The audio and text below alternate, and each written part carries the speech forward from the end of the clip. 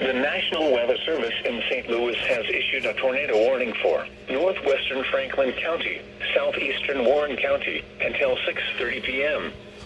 At 5:54 p.m., a severe thunderstorm capable of producing a tornado was located near New Haven, moving northeast at 50 miles per hour.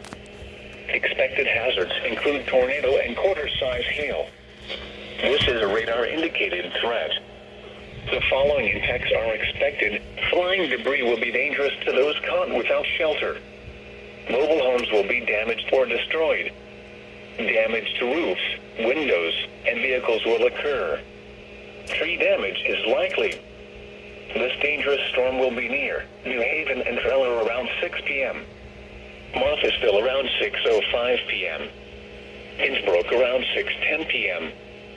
Take cover now. Move to a basement or an interior room on the lowest floor of a sturdy building. Avoid windows.